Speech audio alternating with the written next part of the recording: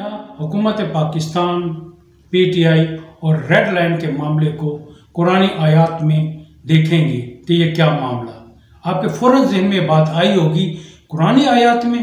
جی ہاں، قرآنی آیات میں ہم دیکھیں گے، کیونکہ ایک مسلمان ہونے کے ناطے ہر معاملے کو ہمیں پہلے قرآن حدیث کی روشنی میں دیکھنا چاہیے کہ یہ کیا معاملہ ہے اور اس کے کیا احکامات ہیں۔ اس معاملے میں دو باتیں قابل غور ہیں۔ سب سے پہلی بات یہ کہ قرآنی آیات میں شاعر لفظ استعمال ہوا ہے جس کے معنی ہیں نشانیاں۔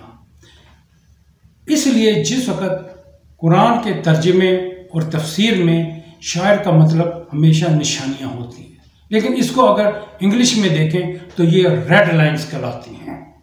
سورۃ مائدہ کی آیت نمبر 2 میں اللہ رب العزت نے فرمایا یا ایھا الذین آمنوا لا تحلوا شعائر اللہ، اے لوگوں جو ایمان لائے ہو تو خدا پرستی کی نشانیوں کو بے حرمت نہ کرو، یعنی کہ اللہ تعالیٰ کی مقرر کردہ ریڈ لائن کو کراس مت کرو۔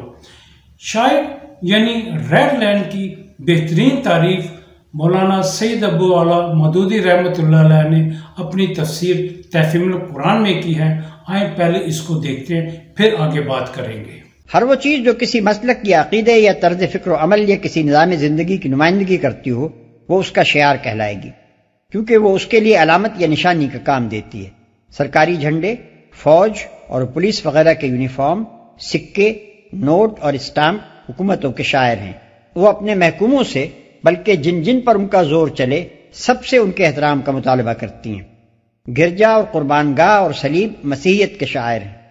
چوٹی اور زنار اور مندر برہمنیت کے شاعر، کیس اور کڑا اور کرپان وغیرہ سکھ مذہب کے شاعر، ہتھوڑا اور درانتی اشتراکیت کا شعار، سواستیکا آریہ نسل پرستی کا شعار۔